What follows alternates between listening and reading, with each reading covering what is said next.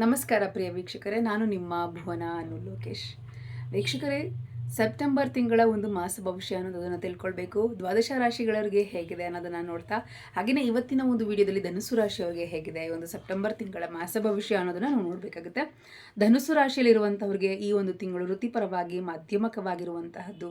ಗ್ರಹಸ್ಥಿತಿಗಳು ಅನಾನುಕೂಲದಿಂದ ಇರೋದ್ರಿಂದಾಗಿ ಈ ತಿಂಗಳ ಆರಂಭವು ಕೆಲಸದ ಸ್ಥಳದಲ್ಲಿ ಸಂಘರ್ಷಣೆಗಳಿಗೆ ಕಾರಣವಾಗ್ತದೆ. ಈ ಒಂದು ಸಮಯದಲ್ಲಿ ನೀವು ಎಚ್ಚರಿಕೆಯನ್ನು ವಹಿಸಬೇಕಾಗುತ್ತೆ, ಬಹಳ ಒಂದು ಎಚ್ಚರಿಕೆಯಿಂದ ಇರಬೇಕಾಗುತ್ತೆ. ಇನ್ನು ವ್ಯವಹಾರದಲ್ಲಿರುವಂತಹವರು, ವ್ಯಾಪಾರಸ್ಥರು ಅಭಿವೃದ್ಧಿಯನ್ನು ಹೊಂದುವಂತಹ ನಿರೀಕ್ಷೆ ಅನ್ನುವಂಥದ್ದನ್ನು ನೀವು ಇರಿಸಬೇಕಾಗುತ್ತೆ. ವ್ಯಾಪಾರದಲ್ಲಿ ಪ್ರಾಯಶಃ ನೀವು ವ್ಯಾಪಾರವನ್ನು ವಿಸ್ತರಿಸುವಂತಹ ಸಾಧ್ಯತೆಗಳು ಕೂಡ ಈ ಒಂದು ರೀತಿಗೆ ಕಂಡು ಬರ್ತಾ ಇರುವಂಥದ್ದು. ಇನ್ನು ವಿದ್ಯಾರ್ಥಿಗಳಿಗೆ ಆರಂಭ ಅನ್ನುವಂಥದ್ದು ಈ ತಿಂಗಳು ಏರಿಳಿತಗಳಿಂದ ಹೊಂದಿರ್ತದೆ. ಇದು ಸಮಸ್ಯೆಗಳನ್ನು ಉಂಟು ಮಾಡುವಂಥದ್ದಾಗ್ತದೆ.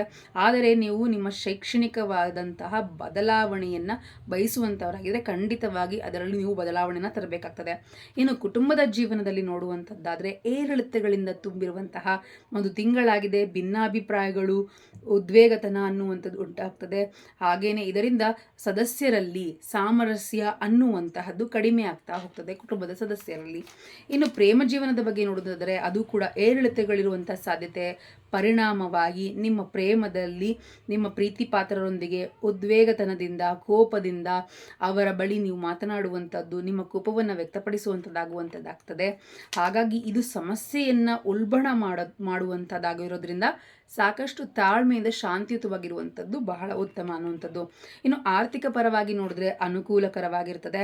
ಆರೋಗ್ಯವು ಕೂಡ ಮಾಧ್ಯಮಿಕವಾಗಿದೆ. ಸುಲಭವಾಗಿ ಜೀರ್ಣವಾಗುವಂಥ ಆಹಾರವನ್ನು ಸೇವಿಸಬೇಕಾಗ್ತದೆ. ಧನುಸು ರಾಶಿಯಲ್ಲಿರುವವರು ಆರೋಗ್ಯವಾಗಿರ್ತೀರಿ.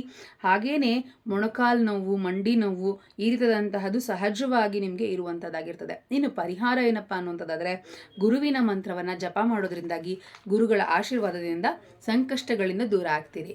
ಇನ್ನು ನಿಮ್ಮ ಜೀವನದಲ್ಲಿ ಹೆಚ್ಚು ಸಮಸ್ಯೆಗಳಿದೆ, ಅದಕ್ಕೆ ಪರಿಹಾರ ಬೇಕು ಅನ್ನೋದಲ್ಲಿ ಕೆಳಗೆ ಕಾಣ್ತಾ ಇರುವಂತಹ ಗುರುಜಿಯ ನಂಬರ್ಗೆ ಕಾಂಟ್ಯಾಕ್ಟ್ ಮಾಡಿ.